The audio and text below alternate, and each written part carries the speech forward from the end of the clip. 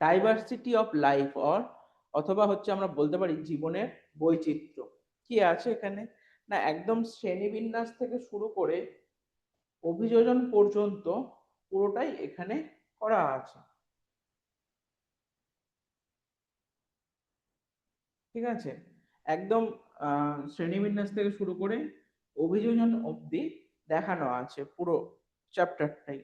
যতটুকুনি দরকার তোমাদের এখানে সব সেটুকুনি মোটামুটি এখানে দেওয়া আছে।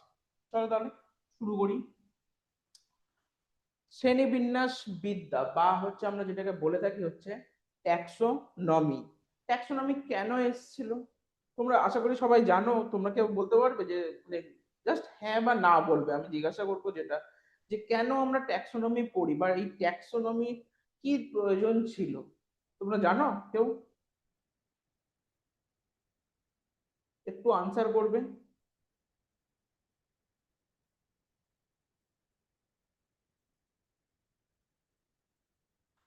তাই হোক, ট্যাক্সোনমি আমরা পড়ি তার কারণ এটাই, যেহেতু এত ধরনের জীব বৈচিত্র্য আছে, এত যে উদ্ভিদ থেকে শুরু করে এত প্রাণী বা ব্যাকটেরিয়া, ভাইরাস এবং অন্যান্য প্রোটোজোয়া থেকে শুরু করে এককোষী জীবাণু বা জীব যেগুলো আছে সেইগুলো সম্বন্ধে এবার এত ডেটা, এত ধরনের হচ্ছে আহ, জীব আছে, তাদের সমস্ত বৈশিষ্ট্য সেইগুলোকে একটা ক্যাটাগরি অনুযায়ী হচ্ছে ভাগ করার জন্য কিন্তু আমাদের এই ট্যাক্সোনমি পার্টটা পড়তে হয়।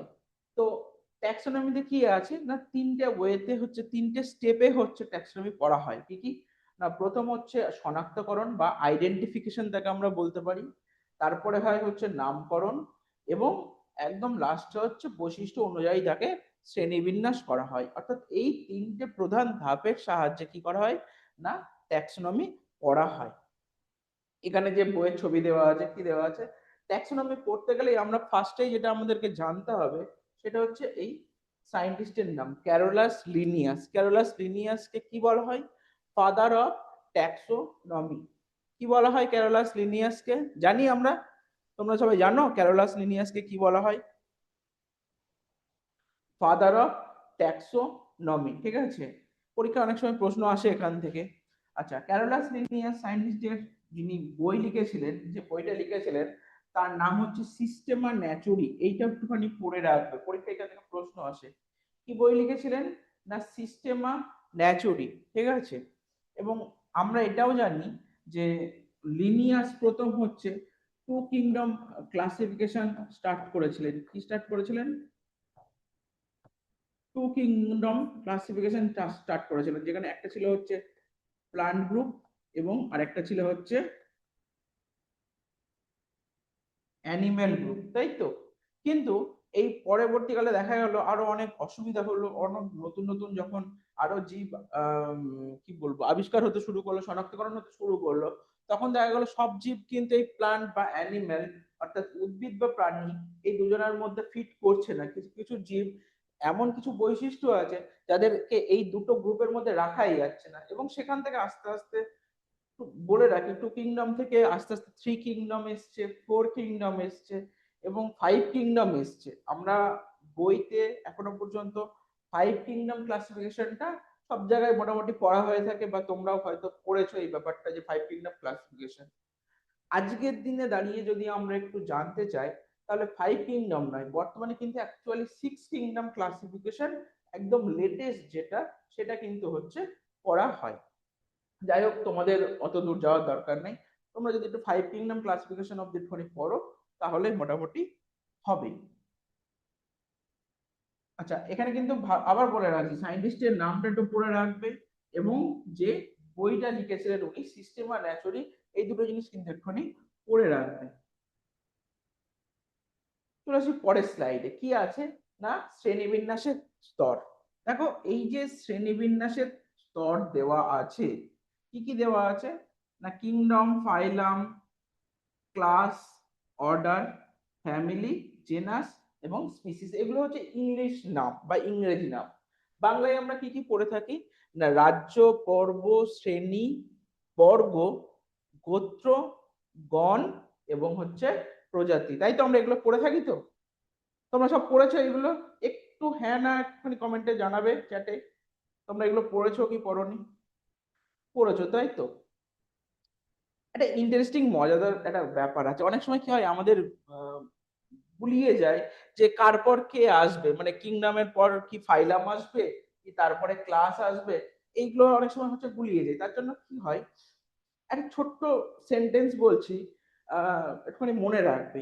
কি হয়, আমরা সবাই বাড়িতে তো, আমাদের বাড়িতে রান্না হয় বা শাকসবজি রান্না হয়, আমরা খাই, সে তো ঠিক আছে। কিন্তু আবার আমরা যখন বন্ধুদের সঙ্গে বাইরে যাই, কোনো দোকানে যাই, ক্যাফেতে যাই বা রেস্টুরেন্টে যাই, আমরা অনেক সময় হচ্ছে ফাস্ট ফুড খেতে পছন্দ করি।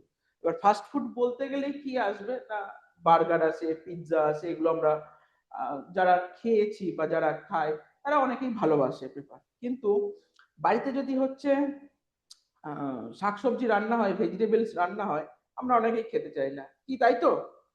যেটা বলছি সেটা ঠিক কি ভুল একটু বলবে। মানে বাড়ির শাকসবজি সবজির খাবারের থেকে বাইরে পিৎজা বার্গার খেতে মোট কথা বেশি ভালো লাগে আমাদের, এটা নিয়ে কোনো সন্দেহ নেই তো কারোর। একদমই তাই। হ্যাঁ, ঠিকই তাই। তো একটা কথা আছে, আমরা একটুখানি পড়বো, এখানে দেখবো কি, কিডস প্রেফার, ইংলিশ সেন্টেন্স হচ্ছে, আচ্ছা বোঝা যাচ্ছে লেখা, সেটা একটুখানি বলবে। Kids prefer cheese over fried green spinach. তাহলে কি লিখলাম, kids prefer cheese over fried green spinach. তার মানে কি, বাচ্চারা, তারা স্বাভাবিক ব্যাপার সবুজ শাকসবজি, স্পিনাচ মানে হচ্ছে পালং শাক, আমরা সবাই জানি। তো পালং শাক খাওয়ার থেকে ডেফিনেটলি চিজটাকে হচ্ছে বেশি প্রেফার করবে, তাই না?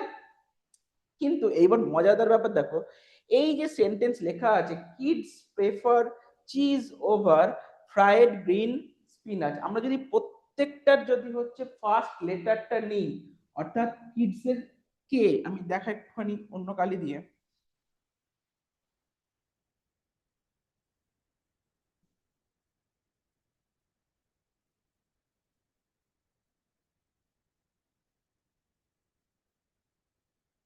ঠিক আছে, আমি দেখাই কিডস কে, তারপরে কে থেকে আসছে কি কিংডম, ফার্স্ট যেটা আছে আমাদের রাজ্য, সেটা আসছে কিংডম। প্রেফার পি, পি থেকে আসছে ফাইলাম, ঠিক আছে। চিজ, চিজের হচ্ছে সি, সি থেকে আসছে আমাদের হচ্ছে ক্লাস। তারপরে আছে ওভার, ও, ও মানে অর্ডার বা হচ্ছে বর্গ আমরা বলতে পারি। এফ, এফ দিয়ে আসছে আমাদের হচ্ছে ফ্যামিলি বা হচ্ছে গোত্র। এবং জি, জি দিয়ে আমরা পড়বো হচ্ছে জেনাস, ঠিক আছে। এবং লাস্টে যেটা আছে স্পিনাচ, অর্থাৎ এস, এস মানে হচ্ছে স্পিসিস। তাহলে মনে থাকবে যে কার পর কি আসে, শুধু একটা সেন্টেন্স মনে রাখতে হবে কি, না আমরা পালং শাক খাওয়ার থেকে চিজ খেতে বেশি পছন্দ করি, অর্থাৎ kids prefer cheese over fried green spinach. কি ভালো লাগলো জিনিসটা, যেটা বললাম সেটা ঠিকঠাক লাগলো?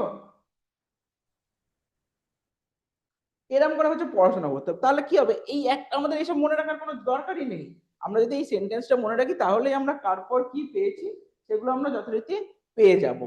এইবার এখানে দেখো একটা ইয়ে দেওয়া আছে, কি দেওয়া আছে না, সর্বোচ্চ স্তর, সর্বোচ্চ স্তর কাকে দেওয়া আছে না রাজ্যকে দেওয়া আছে সর্বোচ্চ স্তর। সর্বোচ্চ স্তর কাকে দেওয়া আছে, রাজ্যকে। এবং সর্বনিম্ন স্তর কাকে দেওয়া আছে না হচ্ছে স্পিসিস বা প্রজাতিকে।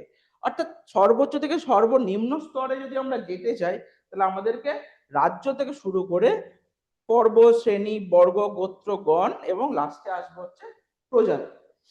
এখানে একটা ছোট্ট প্রশ্ন আছে, কি প্রশ্ন না, একটা প্রশ্ন হতে পারি না, সব থেকে বেশি সংখ্যক জীব আমরা এইগুলোর ভেতরে কোথায় পেতে পারি? সবাই একটু আনসার দেবে। সব থেকে বেশি সংখ্যক জীব আমাদের এই যে যতগুলো স্টেপ আছে তার ভেতরে সব থেকে বেশি সংখ্যক জীব আমরা কোথায় পেতে পারি? ওপরের দিকে না নিচের দিকে, অর্থাৎ সর্বোচ্চ স্তরে পাবো না সর্বনিম্ন স্তরে পাবো, কোনটা?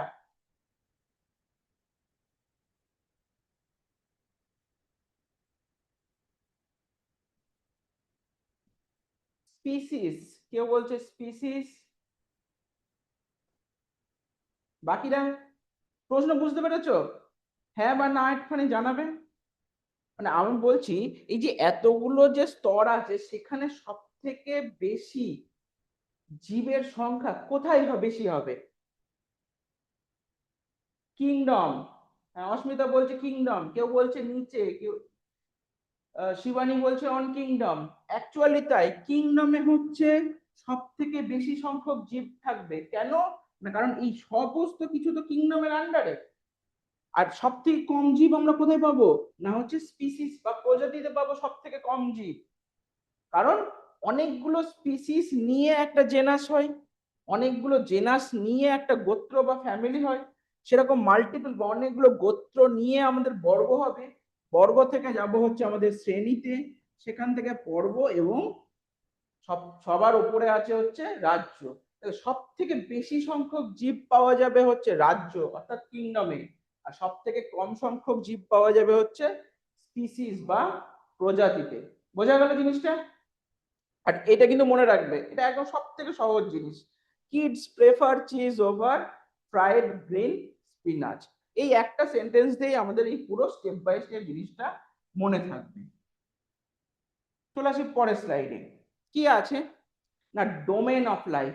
আমি জানি না তোমরা এই ব্যাপারটা শুনেছো বা পড়েছো কিনা, যদি পড়ে থাকো খুব ভালো জিনিস, যদি না পড়ে থাকো একবার একটু ছোট্ট করে বলে দিই। না ডোমেন অফ লাইফ কি, এই যে আমরা ট্যাক্সোনমি এত যে কিংডম পড়ছি, এত স্পিসিস বা রাজ্য বা যাই কিছু আমরা ওর আন্ডারে পড়লাম, এইসব কিছুর আগে সবার আগে কি ছিল? সবার আগে ছিল হচ্ছে ডোমেনস অফ লাইফ, অর্থাৎ থ্রি ডোমেনস অফ লাইফ। তিনটেই ডোমেন ছিল বা তিন ধরনেরই হচ্ছে জীব ছিল আমরা বলতে পারি। কি কি? না এই যে ইউনিভার্সাল অ্যানসেস্টার দেখো দেওয়া আছে, অর্থাৎ একদম পৃথিবী যখন তৈরি হয়েছিল, যখন আস্তে আস্তে জীবের উৎপত্তি হচ্ছিল, সেই সময় যে ইউনিভার্সাল অ্যানসেস্টার ছিল তাদেরকে তিনটে হচ্ছে ক্যাটাগরিতে ডিভাইড করা হয়েছে। কি কি? না এক হচ্ছে ব্যাকটেরিয়া, দুই হচ্ছে আর্কিয়া, এবং তিন হচ্ছে ইউক্যারিয়া। অর্থাৎ আর্কিয়া হচ্ছে একদম প্রিমিটিভ, একদম প্রিমিটিভ প্রথমের দিকে একদম ছিল। তারপরে এসছে ব্যাকটেরিয়া, যারা ছিল আমাদের প্রোক্যারিওটিক জীব। আমরা জানি ইউক্যারিওটিক প্রোক্যারিওটিক, জানি তো আমরা, নিশ্চয়ই জানি আমরা ইউক্যারিওটিক প্রোক্যারিওটিক, একদম সিম্পল জিনিস। আর একদম লাস্টে এখনকার যে ইভলভ কোষ বা আমাদের মডার্ন সেল যাকে আমরা বলে থাকি, সেই মডার্ন সেল হচ্ছে ইউক্যারিয়া। আচ্ছা একটু দেখে নেই যে আর্কিয়া তো আমরা পড়িনি, আমরা সচরাচর ব্যাকটেরিয়া বা ইউক্যারিওটিক সেল এগুলো আমরা পড়েছি, আমরা জানি। কিন্তু এই আর্কিয়া, আর্কিয়ার ভেতরে কারা থাকে?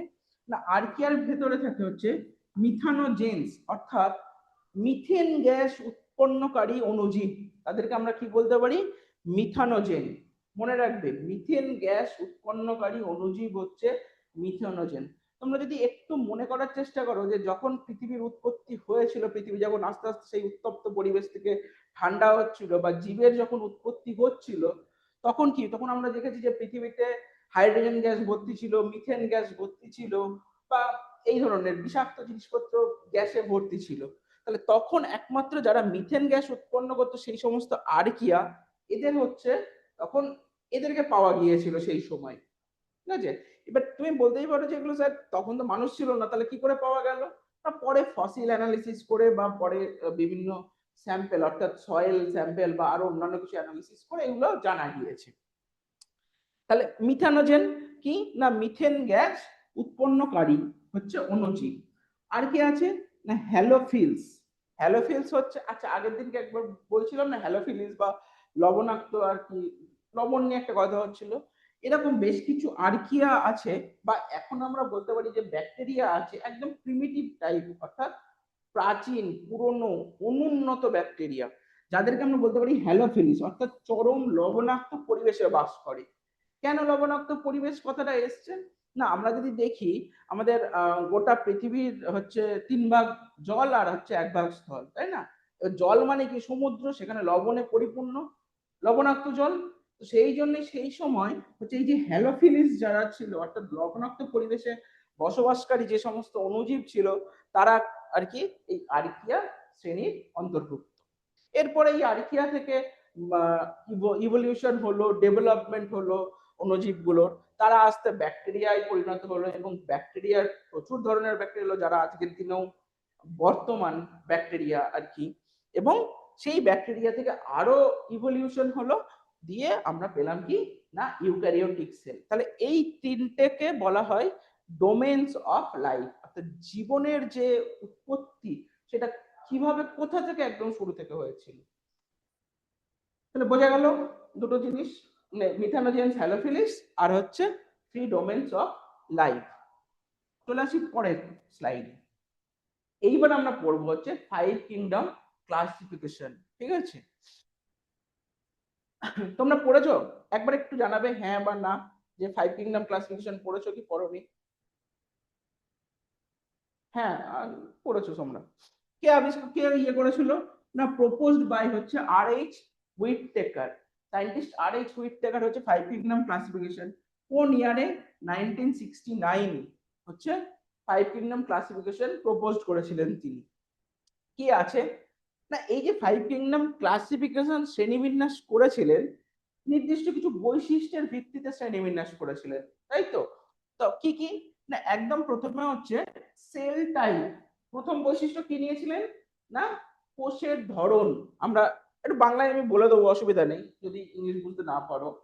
সেল টাইপ, সেল টাইপ মানে কোষের ধরন, অর্থাৎ কি হবে, প্রোক্যারিওটিক হবে না ইউক্যারিওটিক সেল হবে, তাই না? তো দু ধরনের আমরা সেল জানি, যেগুলো হচ্ছে অনুন্নত বা প্রোক্যারিওটিক সেল বা প্রাচীন আমরা বলতে পারি, আর একটা কি ইউক্যারিওটিক সেল বা মডার্ন বা অ্যাডভান্স আমরা বলতে পারি।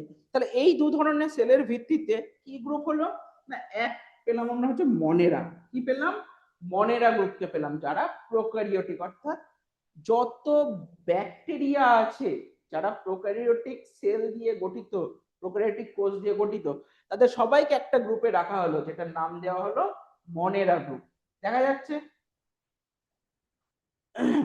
নেক্সট, যে অ্যাডভান্স সেল যেগুলো আছে বা মডার্ন কোষ যেগুলো আছে, সেগুলোকে সবাইকে কি বলা হলো না ইউক্যারিওটিক, অর্থাৎ ইউক্যারিওটিক সেল। আমরা পড়ে এসেছি ইউক্যারিওটিক কোষ, আমরা পড়ে এসেছি। তো একটা গেল তাহলে মনেরা। এরপরে আসবে স্টেপ 2, বডি অর্গানাইজেশন। কি লেখা আছে এখানে, বডি অর্গানাইজেশন, অর্থাৎ এককোষী না বহুকোষী। তাহলে প্রথম কি পেয়েছিলাম না কোষের ধরন, তারপরে কি পেলাম আমরা না এককোষী না বহুকোষী। যদি হয় এককোষী তাহলে সেটাকে আলাদা ডিভাইড করে দেওয়া হলো প্রোটিস্টাকে, অর্থাৎ যারা ইউনিসেলুলার বা এককোষী এবং ইউক্যারিওটিক জীব, তাদেরকে সবাইকে কোথায় রাখা হলো, প্রোটিস্টা গ্রুপে। কোন গ্রুপে রাখা হলো, প্রোটিস্টা গ্রুপে। আর যারা মাল্টিসেলুলার বা বহুকোষী জীব, তাদেরকে নিয়ে আবার একটা আলাদা প্রসেস বা আলাদা স্টেপে যাওয়া হলো। ঠিক আছে, চলে আসি এবার 3 নম্বর স্টেপে। 3 নম্বর স্টেপে কি নেওয়া হলো না, নিউট্রিশন বা পুষ্টি, অর্থাৎ কে কোন ধরনের খাবার গ্রহণ করে, তাই তো? নিউট্রিশন মানে আমরা তাই জানি কে কোন ধরনের খাবার গ্রহণ করে। এটাকে যখন আমরা নিউট্রিশন বৈশিষ্ট্য বা পুষ্টির বিচারে আমরা দেখতে গেলাম, যে বাকি যারা আছে তাদেরকে কি দেখতে পেলাম না, একটা পেলাম হচ্ছে একদল আছে যারা নিজেদের খাবার নিজেরা তৈরি করে, অর্থাৎ অটোট্রপিক, বা আমরা বলতে পারি হচ্ছে স্বভোজী। স্বভোজী কারা হবে, যারা নিজেদের খাবার নিজেরা তৈরি করতে পারে। এবং এখানে কে আছে, একমাত্র উদ্ভিদ যারা নিজেদের খাবার নিজেরা তৈরি করতে পারে, অর্থাৎ এই গ্রুপটাকে নাম দেওয়া হলো প্লান্টি। 2, হেটেরোট্রপিক বলা হলো, অর্থাৎ যারা নিজেদের খাবার নিজেরা তৈরি করতে পারে না, এরা কি করে অন্যের ঘাড়ে চেপে খায়। মানে বোঝাতে গেলে যারা কি করে অন্যের উপর নির্ভরশীল খাবারের জন্য, তাই তো? তাদেরকে বলা হলো হেটেরোট্রপিক। অর্থাৎ যত ধরনের প্রাণী আছে, একটু খেয়াল করে দেখো, আমরা কেউই কিন্তু সালোক সংশ্লেষ করতে পারি না, আমাদের কিন্তু ক্লোরোফিল নেই, তাই আমরা সালোক সংশ্লেষ করতে পারি না। অর্থাৎ আমাদেরকে খাবারের জন্য কারোর না কারোর উপর নির্ভরশীল হতে হয়, তাদেরকে বলা হলো হেটেরোট্রপিক, সেকেন্ড গ্রুপ। অর্থাৎ এই গ্রুপে কি আসলো, যত অ্যানিমেল বা যত প্রাণী আছে তারা সবাই কিন্তু হচ্ছে এই গ্রুপের ভেতরে চলে আসলো। এই দুটো বাদ দিয়ে আরেকটা গ্রুপ তৈরি হলো, অর্থাৎ যারা কিনা না অটোট্রপিক না হেটারোট্রপিক। অর্থাৎ এরা কি হলো না, এখানে লেখা আছে দেখো একটা কথা, অ্যাবসর্পটিভ। অর্থাৎ এরা খাবার তৈরিও করে না, খাবার খায়ও না, বরঞ্চ যে কোনো জায়গা থেকে যদি পুষ্টি পায় তো সেটাকে শোষণ করতে শুরু করে, ঠিক কিনা? তো সেই গ্রুপটাকে নাম দেওয়া হলো ফানজাই। আমরা দেখেছি ফানজাই বাংলায় যেটাকে বলা হয় ছত্রাক বা মাশরুম বা ব্যাঙের ছাতা আমরা অনেকে বলি, দেখবে এখানে ওখানে একটু ড্যাম্প একটু স্যাঁতসেঁতে জায়গা পেলেই সেখানে ছত্রাক দেখা যায়, সাদা রঙের একটা ব্যাঙের ছাতার মতনই। তো সেটাই হচ্ছে আমাদের ফানজাই গ্রুপ। তাহলে বোঝা গেল এই পুরো ব্যাপারটা, কিভাবে পাঁচটা গ্রুপ এসছিল, কিভাবে মনেরা এসছিল, কিভাবে প্রোটিস্টা এসছিল, কিভাবে প্লান্টি ফানজাই অ্যানিমেলিয়া এসছিল, বোঝা গেল? আমরা তো বইয়ে পড়েছি যে আড়াই টাকার বিভিন্ন বৈশিষ্ট্য, এতগুলো বৈশিষ্ট্যের ভিত্তিতে পাঁচখানা গ্রুপ করে দিয়েছিল, কিন্তু পাঁচটা যে গ্রুপ করেছিল সেটা কিভাবে করেছিল, সেটাই হচ্ছে এর স্টেপ বাই স্টেপ হচ্ছে কিভাবে পাঁচখানা গ্রুপ হয়েছিল। চলে আসি পরের স্লাইড। রাজ্য মনেরা। মনেরা মানেই কি পড়বো আমরা, কিছু কিছু পয়েন্ট আমাদের কিন্তু মাথায় রাখতে হবে। মনেরা মানেই দেখো ছবি দেওয়া আছে হচ্ছে কার না, ব্যাকটেরিয়ার। তাহলে মনেরা মানেই আমরা দেখবো হচ্ছে ব্যাকটেরিয়া। যত ধরনের ব্যাকটেরিয়া আছে এরা সবাই এই মনেরা গ্রুপের আন্ডারে পড়ে, যত ধরনের ব্যাকটেরিয়া আছে। কেন তারা এই মনেরার আন্ডারে পড়ে না, কারণ তারা হচ্ছে প্রোক্যারিওটিক। তারা কি না প্রোক্যারিওটিক এবং এককোষী, অর্থাৎ প্রোক্যারিওটিক ও এককোষী জীব আমরা বলতে পারি। আচ্ছা, প্রোক্যারিওটিক সেল যখনই আমরা পড়বো তখনই আমরা জানবো কি যে নিউক্লিয়াস হচ্ছে অনুন্নত, পর্দাঘেরা অঙ্গাণু অনুপস্থিত, এগুলো তো সবই প্রোক্যারিওটিক কোষের বৈশিষ্ট্য আমরা জানি। উদাহরণ দেখো দেওয়া আছে ব্যাকটেরিয়া, নাইট্রোসোমোনাস একটা হচ্ছে গুরুত্বপূর্ণ ব্যাকটেরিয়া, আমরা এগুলো নিয়ে পরে আসবো, ঠিক আছে? তার উদাহরণ হিসেবে কি দেওয়া আছে, নাইট্রোসোমোনাস। তাহলে এই গেলে হচ্ছে মনেরা গ্রুপ।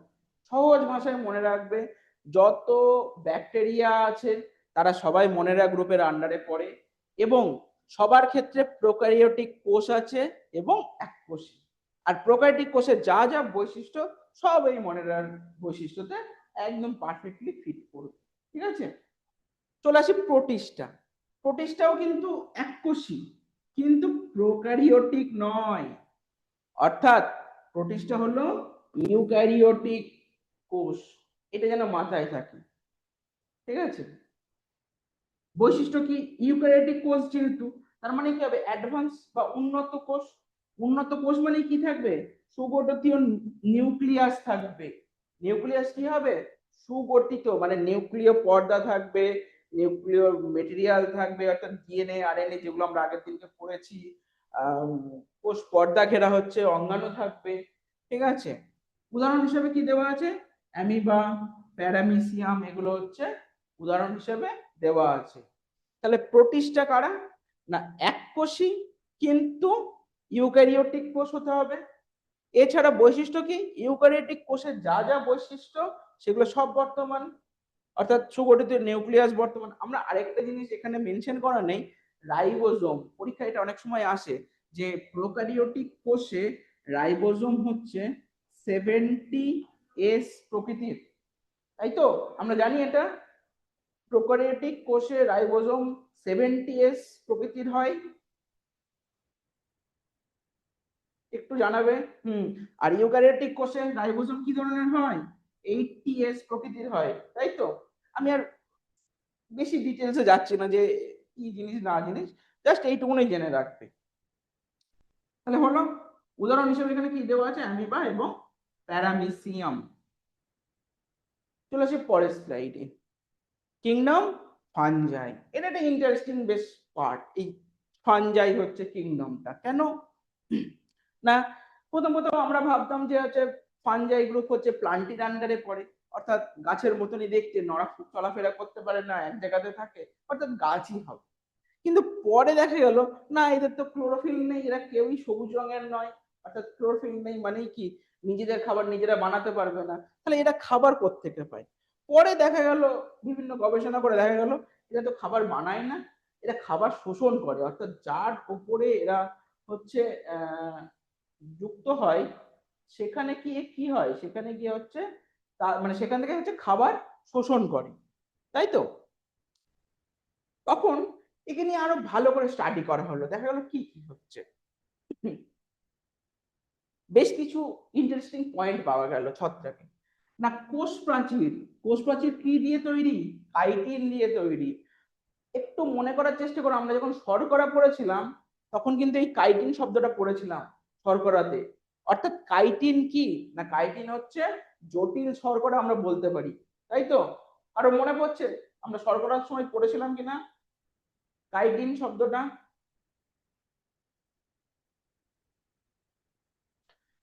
আচ্ছা, সঞ্চিত খাদ্য, রিজার্ভ ফুড কি? গ্লাইকোজেন কোথা থেকে আসে?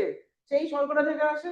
অতিরিক্ত শর্করা যখন আমাদের মানব দেহে, হিউম্যান বডিতে কি হয়, গ্লাইকোজেন রূপে স্টোর হয়, তেমনি ফাঞ্জাইয়ের দেহেও গ্লাইকোজেন রূপে স্টোর হচ্ছে বা সঞ্চিত হচ্ছে। গঠন বা স্ট্রাকচার, খেয়াল করে দেখো এদের কোন রকম কোন ইউক্যারিওটিক বা প্রোক্যারিওটিক কোষ সেই ব্যাপারে কিন্তু কিছু লেখা নেই বা বলা নেই, এবং তোমরা বইতেও এটা পড়োনি। বরঞ্চ এদের কোষ কি দিয়ে তৈরি বা এদের দেহ কি দিয়ে তৈরি? এদের দেহ হচ্ছে মাইসেলিয়াম দিয়ে তৈরি, তাই তো? তোমরা কি পড়েছো যে এদের দেহ মাইসেলিয়াম, সরি আরেকটা ওয়ার্ড আছে সেটা হচ্ছে হাইফি বলা হয়, ইংলিশে বলা হয় HYPHAE, বাংলায় বলা হয় হচ্ছে হাইফি,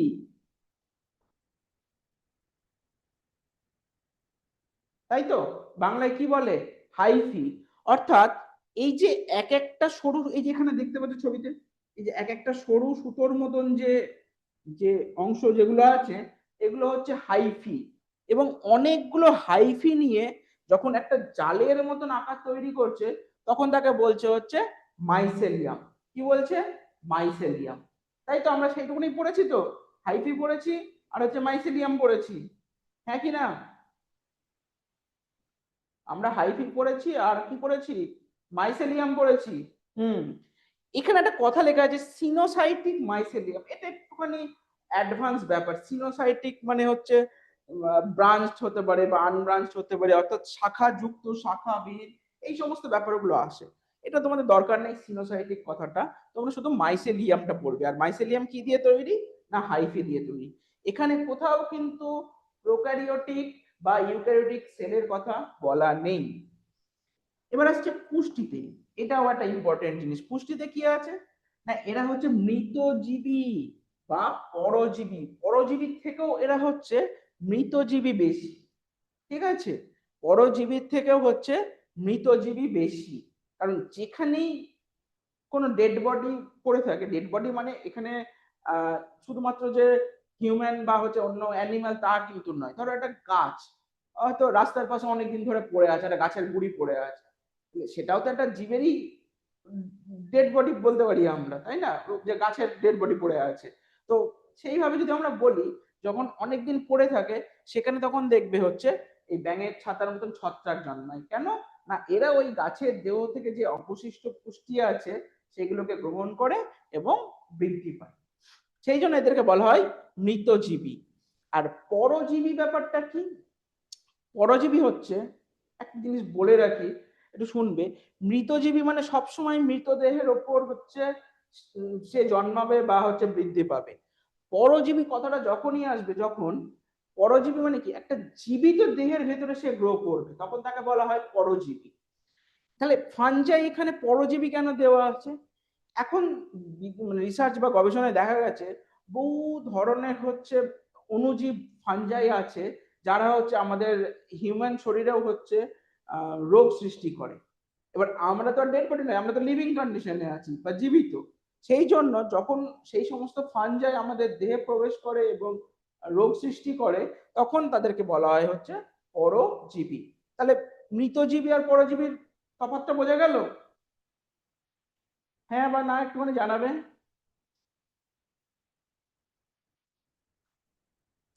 ঠিক আছে। আচ্ছা, উদাহরণস্বরূপ দেওয়া আছে এখানে, দেখো হচ্ছে একদম ছোট করে কর্নারে জুম করে যদি দেখানো যায়, আমি দেখছি।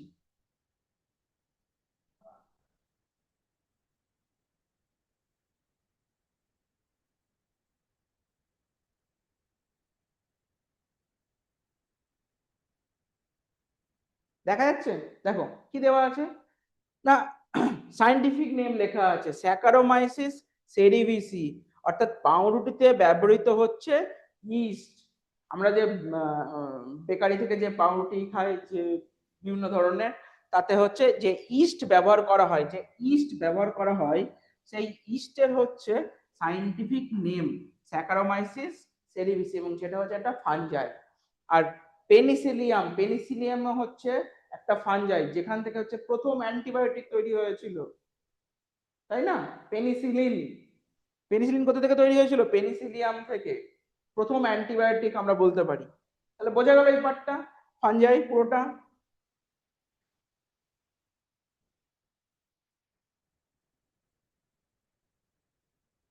তাহলে ফানজাই পুরোটা বোঝা গেল। আবার আরেকবার বলে দিই, কোষ প্রাচীর ক্রাইটিন দিয়ে তৈরি, কোনো রকম অন্য কোনো কিছু নেই। সঞ্চিত খাদ্য কি? গ্লাইকোজেন, প্রাণীদের মতনই।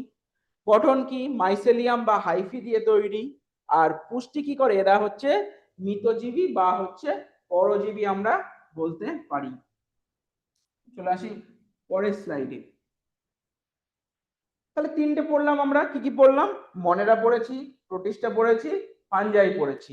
এরপরে আমরা দুটো একবারে দেখব, কি না উদ্ভিদ রাজ্য অর্থাৎ প্লান্টি বা প্লান্ট যেটা আছে সেটা আমরা দেখব। আর কি না প্রাণী রাজ্য বা হচ্ছে অ্যানিমেলিয়া। দেখো দুটোই কিন্তু বহুকোষী, ইউক্যারিওটিক, অর্থাৎ দুটোই একই পয়েন্ট, বহুকোষী এবং ইউক্যারিওটিক।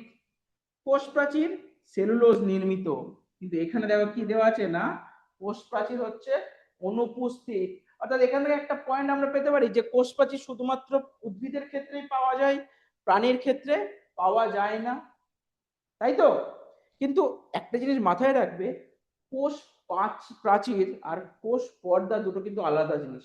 কোষ পর্দা যেটা আমরা সেই লিপিড পড়তে গিয়ে পড়েছিলাম, বাইলেয়ার লিপিড মেমব্রেন আমরা যখন পড়েছিলাম কোষ পর্দাতে, সেই কোষ পর্দা কিন্তু দুটোর ক্ষেত্রেই বর্তমান। অর্থাৎ উদ্ভিদেও কোষ পর্দা আছে, প্রাণীতেও কোষ পর্দা আছে, কিন্তু উদ্ভিদে এক্সট্রা কি আছে না কোষ প্রাচীর আছে, যেটা প্রাণীদেহে নেই। নেক্সট পয়েন্ট কি না খাবার তৈরির ব্যাপারে, উদ্ভিদ হচ্ছে সবসময় হচ্ছে স্বভোজী, অর্থাৎ নিজের খাবার নিজে তৈরি করতে পারে, এবং কিসের সাহায্যে করে না ফটোসিনথেসিস সাহায্যে। আর প্রাণীরা সবসময় হচ্ছে পরভোজী, অর্থাৎ অন্যের ওপর নির্ভরশীল খাবারের জন্য। আমরা নিজেদের খাবার কিন্তু নিজেরা তৈরি করতে পারি না, আমরা কিসের উপর নির্ভরশীল? অন্যের উপর নির্ভরশীল। আচ্ছা তোমরা ইকোসিস্টেম পড়েছো? একটা ছোট্ট কথা বলি এখানে, ইকোসিস্টেম,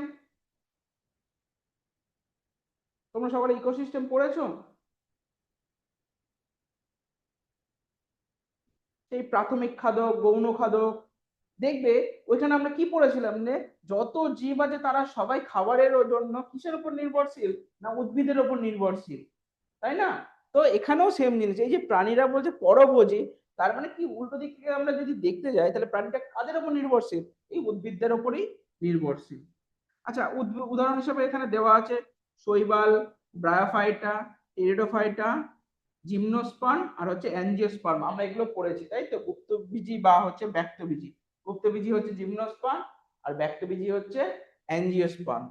আর প্রাণী রাজ্যে অ্যানিমেলের উদাহরণ এখানে দেওয়া নেই, অ্যানিমেল তো সবাই আমরা যারাই হচ্ছে আমাদের চারপাশে দেখতে পাই, আমি অনেক সবই জানি, এর আলাদা করে আমার মনে হয় না উদাহরণ দেওয়ার কোনো দরকার আছে, তাই তো?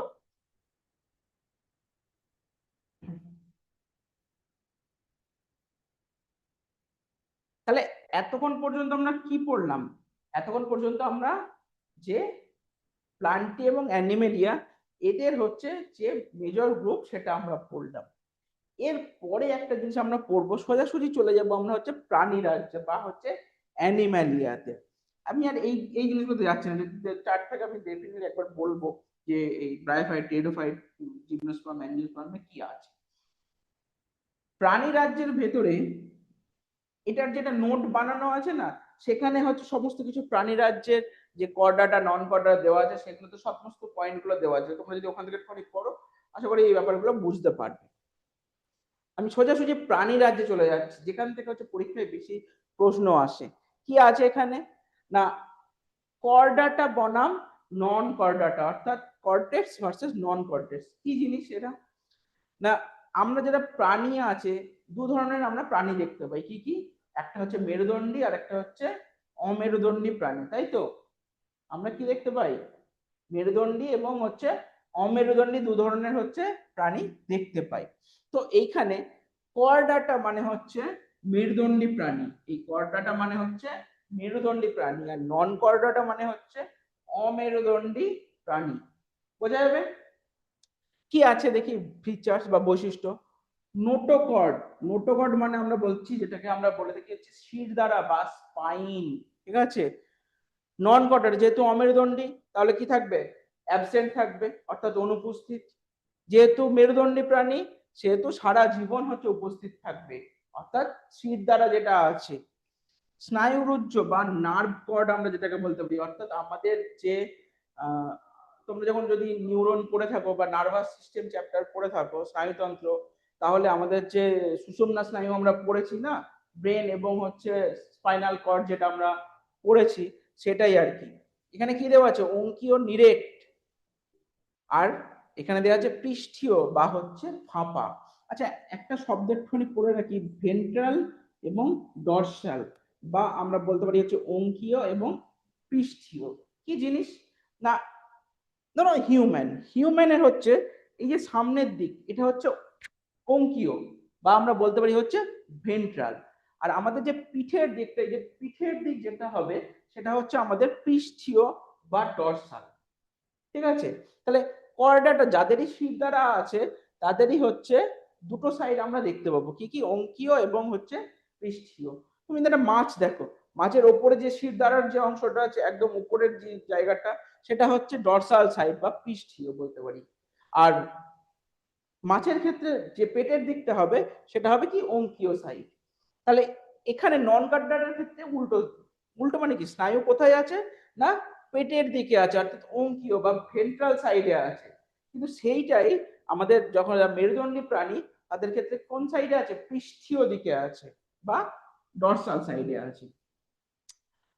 গলবিলীয় ফুলকা ছিদ্র নন কর্ডাটায় থাকে না, ঠিক আছে? অর্থাৎ অমেরুদণ্ডী প্রাণীদের ক্ষেত্রে আমরা কিন্তু ফুলকা দেখতে পাই না। এই যে ফুলকা বা গিলস যাই বলি না কেন, অমেরুদণ্ডী প্রাণীদের ক্ষেত্রে আমরা দেখতে পাই না। তাহলে মেরুদণ্ডী প্রাণীদের ক্ষেত্রেও কি আমরা দেখতে পাই? সবার ক্ষেত্রে দেখতে পাই না, কিছু কিছু ক্ষেত্রে আমরা দেখতে পাই। কিছু কিছু ক্ষেত্রে কাদের ক্ষেত্রে আমরা দেখতে পাই? যদি একটুখানি লিখি কাদের ক্ষেত্রে দেখতে পাই। এক, আমরা যদি ফিশ বলি, মাছের ক্ষেত্রে আমরা দেখতে পাই। ব্যাঙের যে বাচ্চা অবস্থা, অর্থাৎ ট্যাডপোল যেটাকে বলা হয়, তাই তো, তাতে আমরা দেখতে পাই, বাংলায় যেটাকে বলা হয় ব্যাঙাচি, ব্যাঙাচির ক্ষেত্রে আমরা কিন্তু হচ্ছে ফুলকা দেখতে পাই। অর্থাৎ জীবনের কোনো এক ধাপে উপস্থিত কিছু কিছু মেরুদণ্ডী প্রাণীদের ক্ষেত্রে। নেক্সট, হৃৎপিণ্ড। হৃৎপিণ্ড কোথায় আছে না, পৃষ্ঠীয়, অর্থাৎ পিঠের দিকে হৃৎপিণ্ড থাকে। আর কর্ডাটা প্রাণীদের ক্ষেত্রে অঙ্কীয়, অর্থাৎ ভেন্ট্রাল সাইডে হচ্ছে হৃৎপিণ্ড থাকে। তাহলে এইগুলো হচ্ছে আপাতত গুরুত্বপূর্ণ হচ্ছে পার্থক্য, ঠিক আছে, মেরুদণ্ডী এবং অমেরুদণ্ডী প্রাণীদের ভেতরে। বোঝা গেল এই পার্টটা?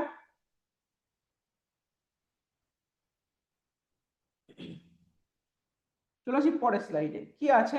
এই যে করডাটা, অর্থাৎ মেরুদণ্ডী যাদের বলে, তারা একটা জাস্ট স্ট্রাকচার দেওয়া আছে, অর্থাৎ সেই প্রাগৈতিহাসিক যুগের মাছেদের একটা ছবি দেওয়া আছে, বা তুমি বলতে পারো হচ্ছে ব্যাঙাচি যদি ধরো, অর্থাৎ ব্যাঙাচি যাদেরকে আমরা বলে থাকি, সেই যদি একটা ছবি ধরে থাকো, তাহলে কি কি দেওয়া আছে দেখো। নোটোকর্ড দেহের পৃষ্ঠদেশে অবস্থিত, অর্থাৎ যেটাকে শিরদাঁড়া বা স্পাইন বলছি আমরা।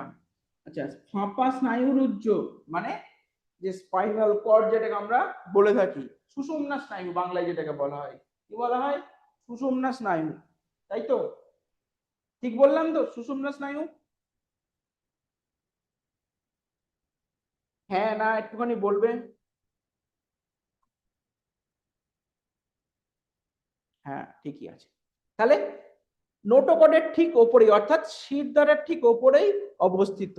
আর এই যে এইগুলো দেখতে পাচ্ছি, এগুলোতে কি আছে? এগুলো না হচ্ছে সেই ফুলকা ছিদ্র, অর্থাৎ গলবিলীয় ফুলকা ছিদ্র বর্তমান। তাহলে কর্ডাটার ক্ষেত্রে আমরা এরকম এই যে তিনটে জিনিস, এগুলো হচ্ছে খুব গুরুত্বপূর্ণ জিনিস।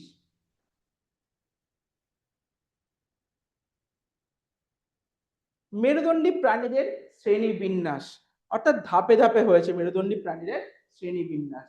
তো আমরা যেটা পড়েছি সেটা আমরা কি পড়েছি না 5টা ভাগে বিভক্ত আমরা পড়েছি, পাইসেস, রেপ্টিলিয়া, অ্যাম্ফিবিয়া, অ্যাবিস এবং ম্যামেলিয়া, এই 5টা পড়েছি তো আমরা। তো এখানে দেখো কিভাবে আছে, একদম প্রথমেই আছে ভার্টিব্রাটা, দেখা যাচ্ছে লেখা বোঝা যাচ্ছে, একটু বলবে লেখা বোঝা যাচ্ছে কিনা।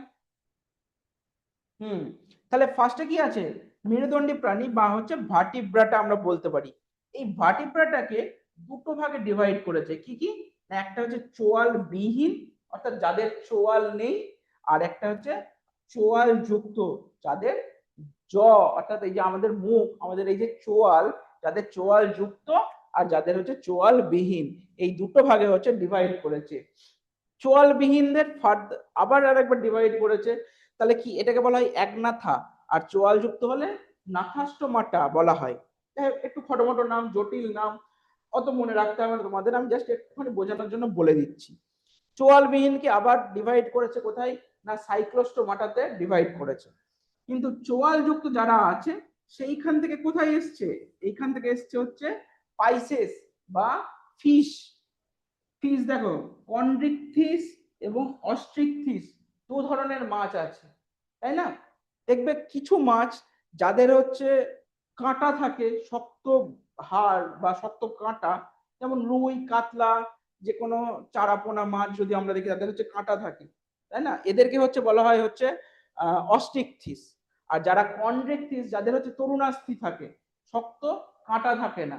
তাহলে মাছকেও দুটো ভাগে ভাগ করেছে, কনভেক্টিস এবং অস্ট্রিকটিস।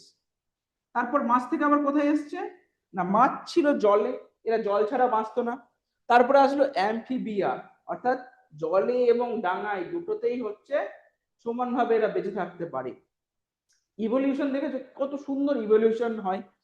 তাহলে অ্যাম্ফিবিয়া আসলো, যারা আমরা পড়ে এসেছি ব্যাং, সেই অ্যাম্ফিবিয়া থেকে আসলো হচ্ছে রেপ্টিলিয়া বা হচ্ছে সরীসৃপ প্রজাতি, যাদের যারা আছে টিকটিকি, গিরগিটি, সরীসৃপ, কুমির, এরা সবাই কিন্তু পরে হচ্ছে রেপ্টিলিয়ার আন্ডারে। রেপ্টিলিয়া থেকে আসলো হচ্ছে অ্যাভিস এবং লাস্টে হচ্ছে ম্যামালস বা ম্যামেলিয়া আসলো। বোঝা গেল তাহলে। একটা জিনিস একটুখানি বলে রাখি, একটুখানি পড়বে, সেটা হচ্ছে হৃৎপিণ্ডর বৈশিষ্ট্য অনুযায়ী হচ্ছে কিন্তু এই মেরুদণ্ডী প্রাণীদের শ্রেণীবিন্যাস করা হয়। অর্থাৎ মাছের ক্ষেত্রে হচ্ছে হৃৎপিণ্ডের দুটো প্রকোষ্ঠ থাকে, আমি সংখ্যায় লিখছি মুখে বলছি তোমরা একটুখানি লিখে নেবে। মাছের ক্ষেত্রে হৃৎপিণ্ডের প্রকোষ্ঠ কটা থাকে, দুটো প্রকোষ্ঠ থাকে। কটা প্রকোষ্ঠ থাকে, দুটো মাছের ক্ষেত্রে, ঠিক আছে। অ্যাম্ফিবিয়া এবং রেপ্টিলিয়া এদের ক্ষেত্রে হৃৎপিণ্ডের প্রকোষ্ঠ থাকে হচ্ছে তিনটে। কটা প্রকোষ্ঠ থাকে, তিনটে। অর্থাৎ এই যে তিনটে, তিনটেতে কি থাকে না দুটো হচ্ছে অলিন্দ আর একটা হচ্ছে নিলয়। দুটো অলিন্দ থাকে, একটা নিলয় থাকে। মাছের ক্ষেত্রে এটা থাকে হচ্ছে একটা অলিন্দ আর এক,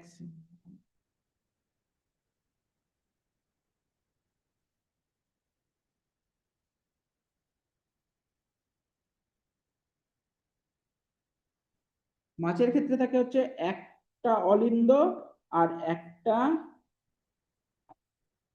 নিলয়। তাহলে মাছের ক্ষেত্রে দুটো হৃৎপিণ্ডের প্রকোষ্ঠ থাকছে, যার মধ্যে একটা হচ্ছে অলিন্দ, একটা হচ্ছে নিলয়। অ্যাম্ফিবিয়া এবং রেপ্টিলিয়া অর্থাৎ উভয়চর এবং সরীসৃপের তিনটে হৃৎপিণ্ডের প্রকোষ্ঠ থাকছে, যার ভেতরে দুটো অলিন্দ, দুটো নিলয়। আর এই যে অ্যাভিস এবং ম্যামেলিয়া এদের হচ্ছে চারটে হৃৎপিণ্ডের প্রকোষ্ঠ থাকছে, যার ভেতরে দুটো হচ্ছে অলিন্দ আর দুটো হচ্ছে নিলয়। মনে থাকবে, এখান থেকে কিন্তু পরীক্ষায় প্রশ্ন আসতে পারে, একটু পড়বে ভালো করে। আরেকটা জিনিস বলে রাখি, যতই আমরা সরীসৃপে তিনটে প্রকোষ্ঠ বিশিষ্ট হার্ট পড়লাম, সরীসৃপের ভেতরে একটা এক্সেপশনাল আছে, যেটা হচ্ছে কে না হচ্ছে ক্রোকোডাইল বা কুমির। কুমিরের ক্ষেত্রে কটা পাই? কুমিরের ক্ষেত্রে তিনটে নয়, কুমিরের ক্ষেত্রে চারটে প্রকোষ্ঠ যুক্ত হচ্ছে হৃৎপিণ্ড পাওয়া যায়। এটা হচ্ছে এক্সেপশনাল কুমিরের ক্ষেত্রে। ঠিক আছে, বইয়ে লেখা থাকলে ভালো। তোমরা পড়েছো এই জিনিসগুলো? একটু হ্যাঁ না জানাবে। এই জিনিসগুলো কি তোমরা একটু পড়েছো? পড়েছো, তাহলে খুব ভালো জিনিস। ঠিক আছে, কুমির হচ্ছে এক্সেপশনাল, এগুলো কিন্তু মনে রাখবে এই জিনিসগুলো। তাহলে এই গেল হচ্ছে মেরুদণ্ডী প্রাণীদের হচ্ছে টোটাল শ্রেণী বিন্যাস। এবার আমরা একটুখানি দেখবো হচ্ছে অভিযোজন। চলো একটু চটপট দেখি কি কি আছে। না, অভিযোজন বা অ্যাডাপ্টেশন যেটাকে বলা হয় তিন ধরনের হয়। কি কি? না, এক হচ্ছে অঙ্গ সংস্থানিক অভিযোজন, অর্থাৎ মরফোলজিক্যাল। এখানে একটা শব্দ দেওয়া আছে দেখো, মরফোলজিক্যাল। মরফোলজি মানে কি? মরফোলজি মানে হচ্ছে তোমার দেহের বাহ্যিক বৈশিষ্ট্য হচ্ছে মরফোলজি। মানে সে কেমন দেখতে। আমরা যখন আমাদের বন্ধুরা থাকে চারপাশে, তাদেরকে তো আমরা দেখেই চিনতে পারি না, এ আমার বন্ধু বা এর নাম এটা। তার মানে কি, আমরা তাকে কি দেখে আইডেন্টিফাই করি? তার মুখ দেখে, তার চেহারা দেখে। তাহলে সেটাই হচ্ছে মরফোলজি বা অঙ্গ সংস্থানিক বলতে পারি আমরা। দুই, শারীরবৃত্তীয় বা হচ্ছে ফিজিওলজিক্যাল। ফিজিওলজিক্যাল মানে তার দেহের ভেতরে যে সমস্ত শারীরবৃত্তীয় প্রক্রিয়া চলছে যে কোনো জীবের ক্ষেত্রে, সেটাকে আমরা বলে থাকি হচ্ছে শারীরবৃত্তীয় বা ফিজিওলজিক্যাল। তাহলে এটারও অভিযোজন হতে পারে, অঙ্গ সংস্থানেরও অভিযোজন হতে পারে। এবং আচরণগত, বিহেভিয়ারাল বলা হয়, অর্থাৎ আচরণগত অভিযোজনও কিন্তু হচ্ছে একটা খুব গুরুত্বপূর্ণ বিষয়। তাহলে মোটামুটি এই তিনটে হচ্ছে তিন ধরনের আমরা অভিযোজন দেখতে পাই। আমরা দেখবো পরের স্লাইডে কি আছে। মরুজ উদ্ভিদ, অর্থাৎ যারা মরুভূমিতে জন্মায়, যেমন হচ্ছে ক্যাকটাস। যারা হচ্ছে ক্যাকটাস, এখানে একটা কথা লেখা আছে, যদিও ইংলিশে লেখা আছে, তাও তোমরা একটুখানি দেখবে। এটা হচ্ছে জেরোফাইটিক বলা হয়। কি বলা হয়? জেরোফাইটিক। তোমরা নিশ্চয়ই পড়েছো এই ব্যাপারগুলো, যে জেরোফাইটিক কাকে বলে কি না, এইগুলো। তাহলে মরু উদ্ভিদের অভিযোজনকে বলা হয় জেরোফাইটিক অ্যাডাপ্টেশন। কি হয় না, পাতা থাকে না কোনো, যেহেতু মরুভূমিতে জল নেই, শুষ্ক বা শুকনো এলাকা, ঠিক আছে, সেই জন্য পাতা থাকলেই তো বাষ্পমোচন হবে। সেই জন্য পাতা না হয়ে কি হয়, পত্র কণ্টক দেখা যায়। কি দেখা যায়? পত্র কণ্টক, অর্থাৎ পাতা কাঁটায় রূপান্তরিত হয়েছে। কিসের জন্য? বাষ্পমোচন রোধ করার জন্যে। দু নম্বর কি আছে? কর্ণকাণ্ড। কর্ণকাণ্ড মানে এদের কাণ্ডও সবুজ রঙের হয় এবং রসালো হয়, যেটাকে আমরা বলতে পারি কর্ণকাণ্ড। অর্থাৎ কাণ্ড চ্যাপ্টা, রসালো এবং সবুজ। কি কাজ করে? সালোক সংশ্লেষে সক্ষম, অর্থাৎ যতটুকুনি সম্ভব সেটা দিয়ে এরা সালোক সংশ্লেষ করে। আর লাস্ট কি আছে? নিমজ্জিত পত্ররন্ধ্র, অর্থাৎ আমাদের যে স্টোমাটা আছে, এই যে স্টোমাটার ছবি দেওয়া আছে, স্টোমাটা, স্টোমাটা আমরা কি জানি যে পাতার হয় উপরিতল, নয় পাতার হচ্ছে নিচের তলে অবস্থিত থাকে। এবার তল মানে বলতে হচ্ছে একদম উপরের সারফেস বলছি, আইদার উপরের সারফেস অথবা নিচের সারফেসে থাকে। কিন্তু এদের ক্ষেত্রে কি হয়, এই যে নিমজ্জিত কথাটা লেখা আছে, নিমজ্জিত মানে হচ্ছে এরা হচ্ছে এই ইয়েগুলো, স্টোমাটা গুলো বা পত্ররন্ধ্র গুলো পাতার ভেতরের দিকে থাকে, যাতে জল হচ্ছে বাষ্পীভূত কম হয়, বাষ্পীভবন যাতে কম হয়, সেই জন্য পাতার ভেতরের দিকে থাকে। সেই জন্য এই শব্দটা লেখা আছে যে নিমজ্জিত পত্র রন্ধ্র। বোঝা গেল এই পার্টটা? বোঝা গেল অভিযোজন? চলে আসি পরের স্লাইডটাতে কি আছে।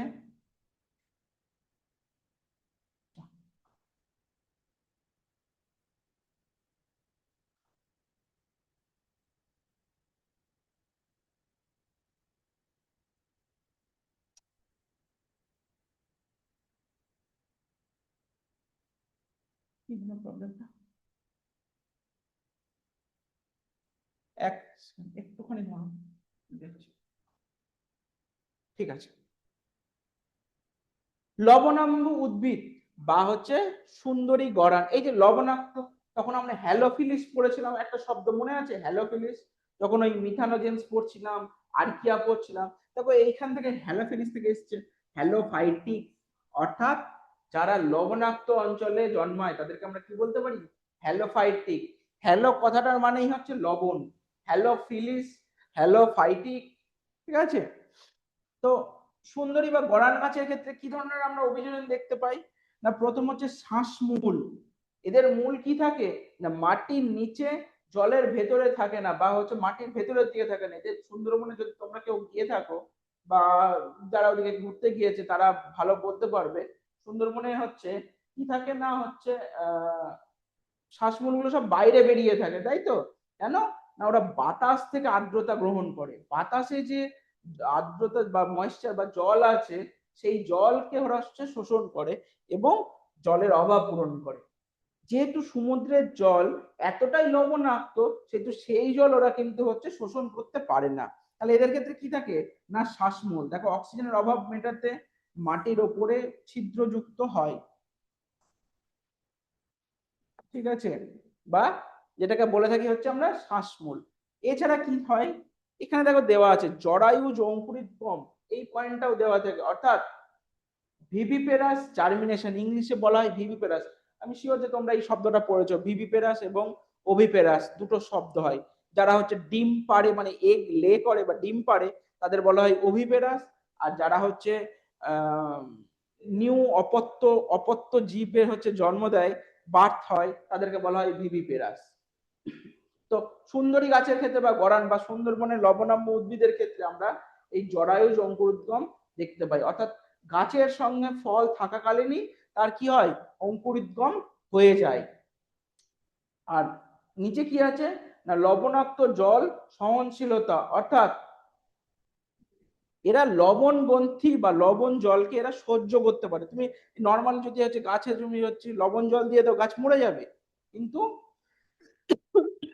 এই সমস্ত হচ্ছে উদ্ভিদ যারা আছে তারা এই লবণ জল মোটামুটি হচ্ছে সহ্য করে নিতে পারে। সুন্দরী বা হচ্ছে অ্যাভিসেনিয়া সুন্দরী করবে এগুলো উদাহরণ হিসেবে দেওয়া, তাহলে বোঝা গেল এই পার্টটা, আগের পার্টটা বোঝা গেল, লবণাম্ব উদ্ভিদটা বোঝা গিয়েছে, একটু কমেন্টে জানাবে হ্যাঁ না।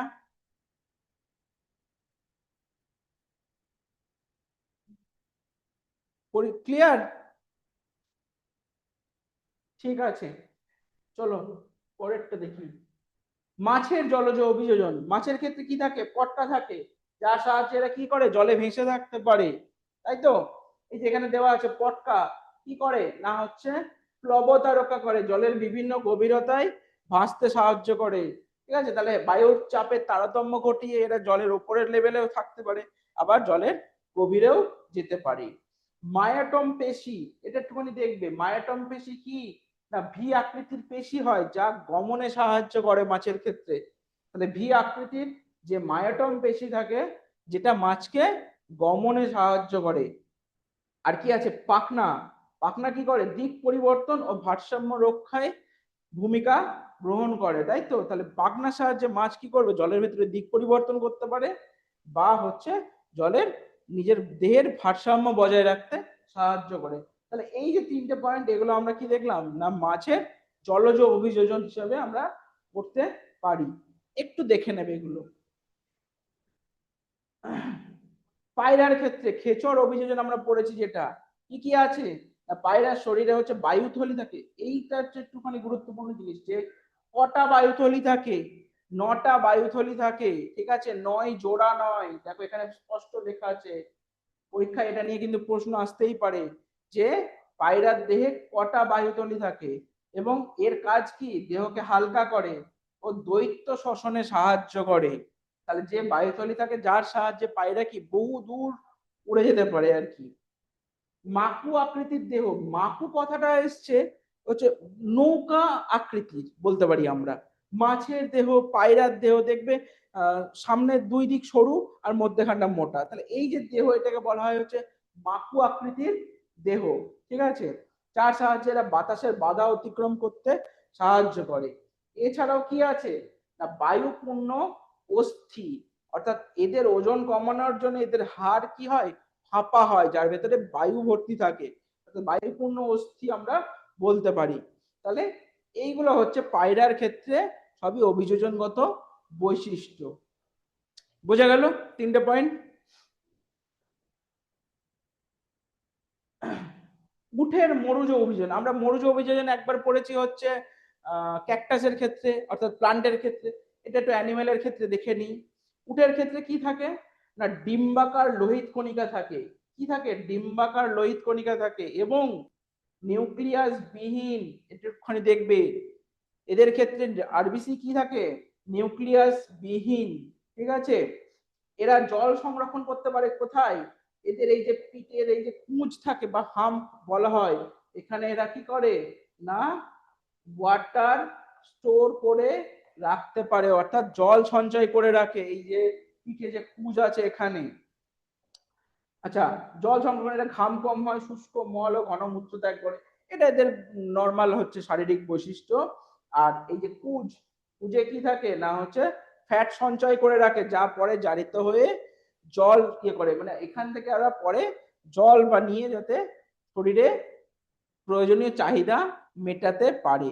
তাহলে এইগুলো হলো হচ্ছে আপাতত উটের মরুজ অভিযোজন।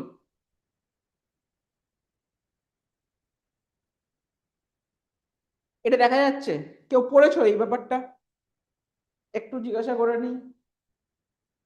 সমস্ত বনাম সমবৃত্তীয় অঙ্গ, কমেন্টে একটু জানাবে, পড়েছি এই তো। কি কি আছে না সমস্ত অঙ্গ, বা যেটাকে বলা হয় হোমোলোগাস, মানে কি যার উৎস এবং গঠন এক, অর্থাৎ দেখতে একই রকম কিন্তু কাজ আলাদা। তাহলে দেখতে বা গঠন যদি এক হয়, কাজ যদি আলাদা হয়, তাহলে তাকে আমরা কি বলতে পারি হোমোলোগাস বা সমস্ত অর্গান। যেমন আমাদের হাত, তিমি মাছের ক্ষেত্রে ফ্লিপার, তাহলে এদের কি এদের গঠন এক, মানে আমাদের হাতে যে উপরে যে হাড় আছে, এখানে যে হাড় আছে, হাতের আঙুলে যে হাড় আছে, সেই সব কিছু হচ্ছে তিমি মাছের ক্ষেত্রেও বর্তমান, কিন্তু কাজ আলাদা। সেই জন্য কি দেওয়া আছে না উৎস এবং গঠন অভিন্ন, অর্থাৎ এক, কাজ আলাদা, সেই জন্য একে বলা হচ্ছে সমস্ত অঙ্গ। আর আরেকটা হচ্ছে সমবৃত্তীয় অঙ্গ, যেমন যাদের গঠন আলাদা কিন্তু কাজ এক। যদি আমরা দেখি পাখির ডানা, এটা হচ্ছে পাখির ডানা, আর এটা হচ্ছে একটা পতঙ্গের ডানা, দুজনের ডানা কি ডানার সাহায্যে কি করে এটা উড়ে বেড়ায়, কিন্তু ডানার গঠন কি এক দুজনের ক্ষেত্রে না। সেই জন্য গঠন যদি আলাদা হয়, কাজ যদি এক হয়, তাহলে তাকে আমরা বলবো সমবৃত্তীয় অঙ্গ বা অ্যানালগাস অর্গান। নিষ্ক্রিয় অঙ্গ বা লুপ্তপ্রায় অঙ্গ, এরকম বহু উদাহরণ আছে। যেমন আমাদের কি আছে, এই যে কি দেওয়া আছে না যেসব অঙ্গ সুগঠিত কর্মক্ষম ছিল কিন্তু বিবর্তনের ফলে বংশধরদের দেহে কর্মহীন, মানে কর্মহীন অথবা ক্ষুদ্র আকৃতির হয়ে গেছে, অর্থাৎ যে জিনিস যত কম ব্যবহার করবে তত কি হবে লুপ্তপ্রায় অঙ্গে পরিণত হবে, ঠিক আছে।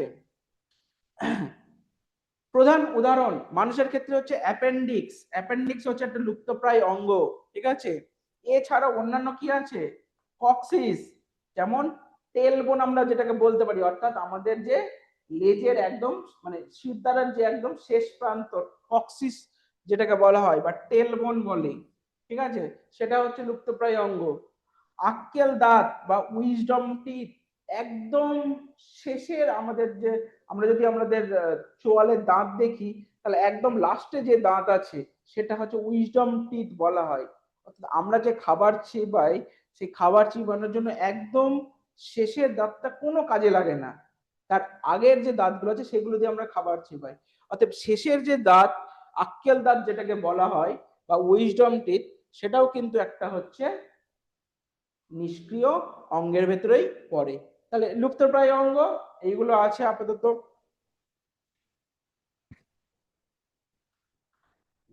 এই হচ্ছে টোটাল আমরা যেটা বললাম জীব বৈচিত্র্য, তার একটা জাস্ট ফ্লো চার্ট। দেখো শ্রেণীবিন্যাস আমরা পড়েছি, ট্যাক্সোনমি, তার লিনিয়াস আমরা পড়েছি, থ্রি ডোমেন আমরা পড়েছি। আচ্ছা, লেখা বোঝা যাচ্ছে? হ্যাঁ, বোঝা যাচ্ছে। কর্ডাটা আমরা পড়েছি, আমরা নোটোকর্ড পড়েছি, নার্ভ কর্ড পড়েছি, গিলস বা ফুলকা ছিদ্র আমরা পড়েছি, অর্থাৎ কর্ডাটার যে সমস্ত বৈশিষ্ট্যগুলো থাকে। আমরা 5 কিংডম ক্লাসিফিকেশন পড়েছি, তার যে 5টা কিংডম আছে, মনেরা, প্রোটিস্টা, ফাঞ্জাই, প্লান্টি এবং অ্যানিমেলিয়া, সেগুলো পড়েছি। আমরা যে অ্যাডাপ্টেশন বা অভিযোজন সেটাও আমরা পড়লাম, কি কি ধরনের হয়। ক্যাকটাস আছে, সুন্দরী আছে, মাছ বা এক মানে সুন্দরী লবণাম্ব উদ্ভিদ, মাছ জলজ অভিযোজন, পায়রার ক্ষেত্রে যে খেচর অভিযোজন বা উটের ক্ষেত্রে যে মরু অভিযোজন, সেগুলো আমরা সবগুলোই মোটামুটি এখানে পড়েছি। এই যে একটু দেখবে কি কি আছে না। সিস্টেমা ন্যাচুরি কে লিখেছিল?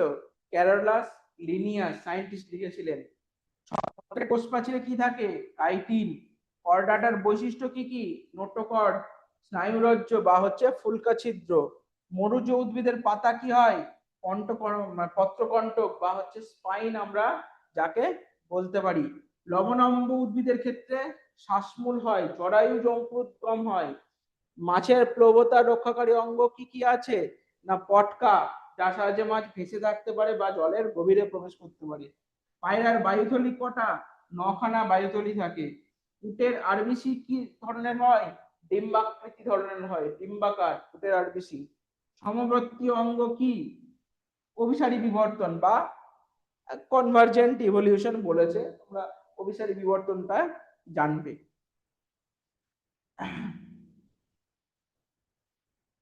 চলো কিছু প্রশ্ন উত্তর করা যাক।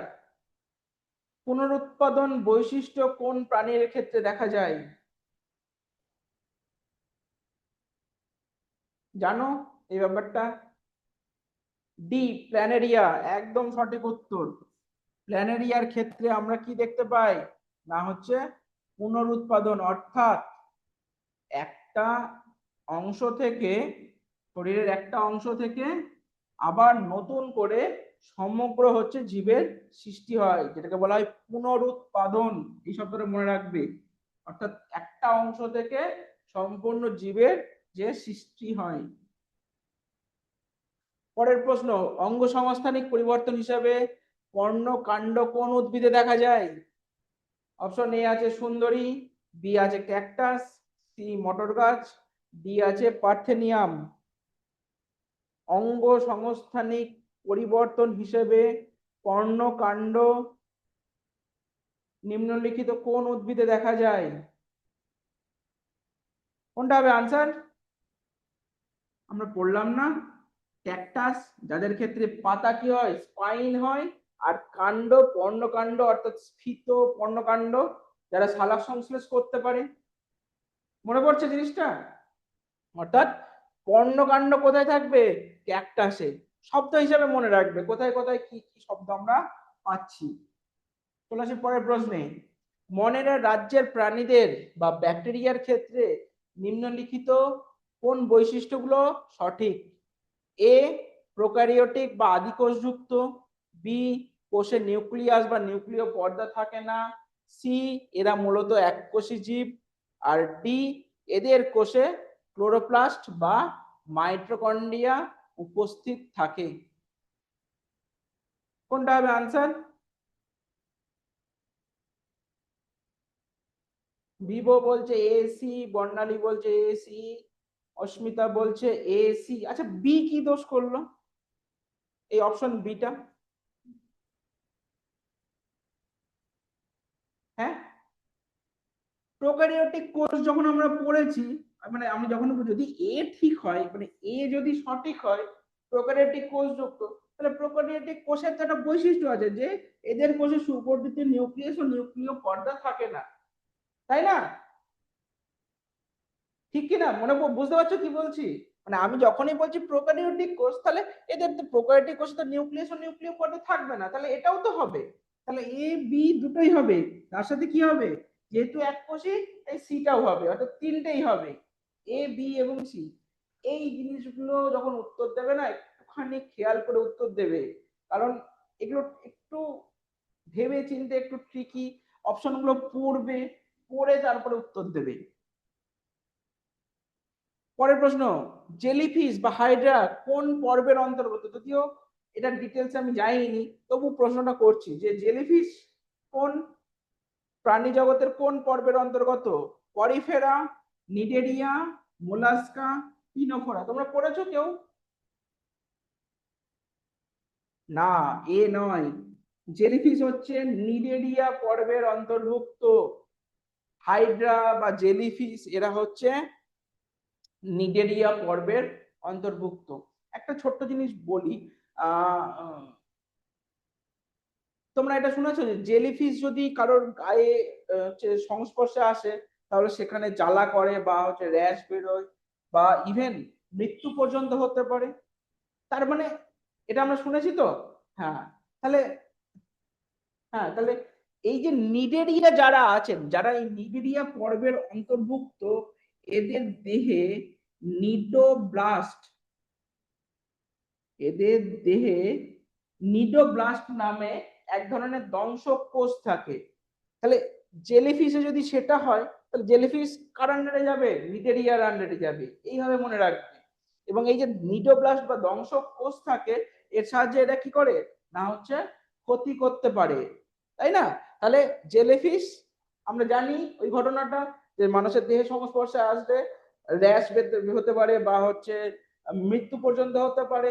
আবার আমরা এটাও জানি নিডেরিয়াতে নিডোব্লাস্ট থাকে, যেটাকে বলা হয় মানে ক্ষতিকর দংশক কোষ। তাহলে এইভাবে জিনিসগুলো মনে রাখবে। তাহলে কি জানলাম?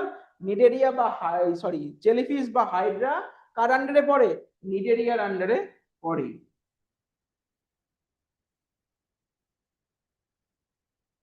ছত্রাকের কোষ প্রাচীরে কোন পদার্থটা থাকে? ছত্রাকের কোষ প্রাচীরে এ সেলুলোজ, বি কাইটিন। কোনটা হবে আনসার? চটপট আনসার দাও তাড়াতাড়ি। বি বি, হ্যাঁ কাইটিন। ছত্রাকের কোষ প্রাচীরে আমরা হচ্ছে কাইটিন দেখতে পাই। আচ্ছা বাকিগুলো কোথায় থাকে? এই যে সেলুলোজ, হেমিসেলুলোজ, পেকটিন, এগুলো কোথায় থাকে? কিসের কোষ প্রাচীরে থাকে? সব পড়িয়েছে আগের দিনকে। সেলুলোজ, হেমিসেলুলোজ, পেকটিন, এগুলো কিসের কোষ প্রাচীরে থাকে? উদ্ভিদের কোষ প্রাচীরে, তাই না? কোষ প্রাচীর আছেই বা কার এই ইয়ে ছাড়া, মানে হায়ার ইয়ে দেখি আমরা। তাহলে সেলুলোজ, হেমিসেলুলোজ, পেকটিন এগুলো কোথায় পাই আমরা? প্লান্টের কোষ পেয়ে যাই কোষ প্রাচীরে।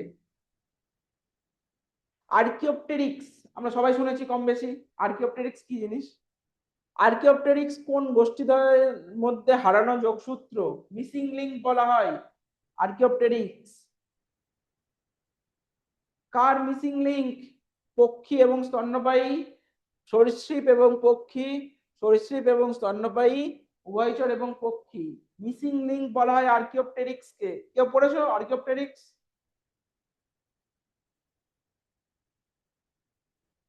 কেউ পড়োনি আর্কিওপটেরিক্স সম্বন্ধে? আর্কিওপটেরিক্স হচ্ছে একটা প্রাগৈতিহাসিক জীব যার ফসিল পাওয়া গিয়েছিল। ঠিক আছে, নোটে আমি মেনশন করে দিয়েছি আর্কিওপটেরিক্স নিয়ে। যার ফসিল পাওয়া গিয়েছিল এবং দেখা গেছে হচ্ছে এই সরীসৃপ এবং পক্ষী শ্রেণীর মধ্যে হচ্ছে মিসিং লিংক হিসাবে বা যোগসূত্র হিসাবে ধরা হয় আর্কিওপটেরিক্সকে। যার ডানাও আছে, আবার ঠোঁট হচ্ছে এই মানে ইয়ের মতন আর কি, মানে কি বেশ কিছু বৈশিষ্ট্য আছে যারা হচ্ছে সরীসৃপ এবং পক্ষীদের বৈশিষ্ট্যের সঙ্গে ম্যাচ করে, তাই না? তো এর জন্য আর্কিওপটেরিক্স কে বলা হয় সরীসৃপ এবং পক্ষীর এই দুটো গ্রুপের মধ্যে একটা কানেকটিভ লিঙ্ক বা মিসিং লিঙ্ক বলতে পারি, বা যোগসূত্র আমরা বলতে পারি। পরবর্তী প্রশ্ন, মরুভূমির চরম পরিবেশে বসবাসকারী উদ্ভিদকে বলা হয় কি? বলা হয় আজকেই পড়িয়েছি, আনসার দেবে এটার। মরুভূমিতে বসবাসকারী উদ্ভিদদের কি বলা হয়? কোথায় ইনঅ্যাক্টিভ নাকি কমেন্টে? চ্যাট বক্স ইনঅ্যাক্টিভ কেন? জেরোফাইটস, অপশন সি হচ্ছে কারেক্ট, জেরোফাইটস। হাইড্রোফাইটস মানে হচ্ছে জলজ উদ্ভিদ, হাইড্রোফাইটস মানে আমরা কি জানি? জলজ উদ্ভিদ। আর মরুভূমিতে যারা থাকে তাদেরকে বলা হয় হচ্ছে জেরোফাইটস। ব্যাস।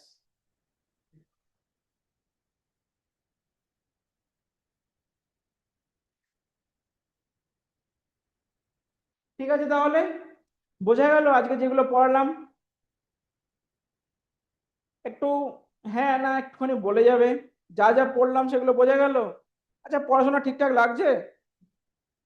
হ্যাঁ, আগের দিনের নোটগুলো পড়েছিলে?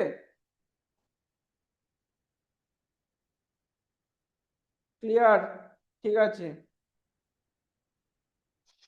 ঠিক আছে, চলো তাহলে আজকের মতন, আবার নেক্সট দিন ক্লাস হবে।